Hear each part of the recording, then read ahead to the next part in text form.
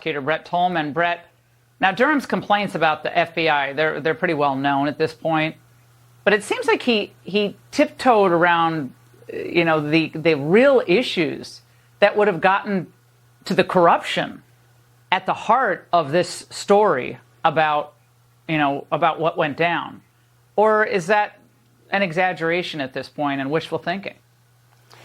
Laura, thanks for having me on. I'll tell you that I've, in my 25 years working in the criminal justice system, I spent 10 of them as a federal prosecutor and 4 of those as the U.S. attorney. And I had my fair share of run-ins with Main Justice.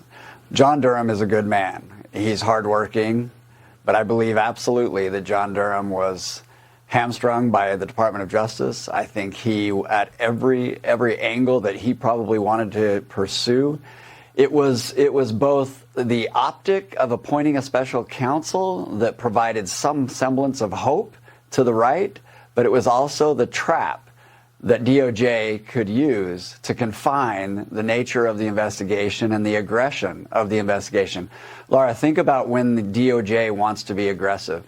We see them be aggressive when they want to. When it's classified documents in the possession of a former president, they can be very, very aggressive.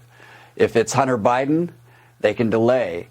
If it's special counsel John Durham, and I don't believe that it was the investigation that he truly wanted to run.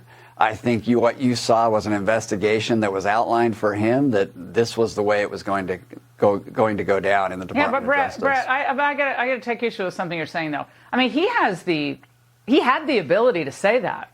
I mean, I know he has a mandate. However, we saw with other cases them petition to the DOJ to expand their mandate, expand their focus. That certainly happened in the Mueller investigation. So one would think, and I used to practice on the other side of the aisle here with white-collar criminal defense, that he could have done that had he believed roadblocks were being put in the way of getting at the truth here. But as far as I know, he did not do that. Am I right?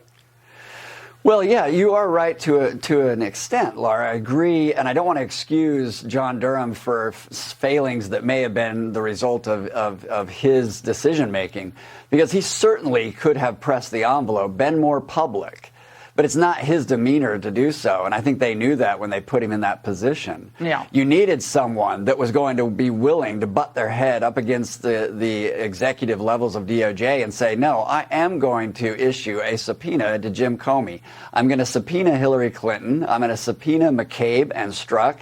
And if they want to take the fifth, I'm going to make them do it on the record, and then I'm going to decide which ones I'll give immunity to and leverage so that I can get them to talk.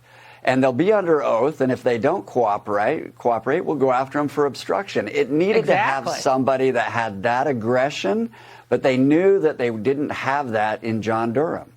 Well, the Democrats always seem to line up their people, don't they, with people like Jack Smith, and I guess Mueller was kind of deficient in a way, but man, I mean, you can't make this up. But Brett, thank you. Your perspective tonight, really important.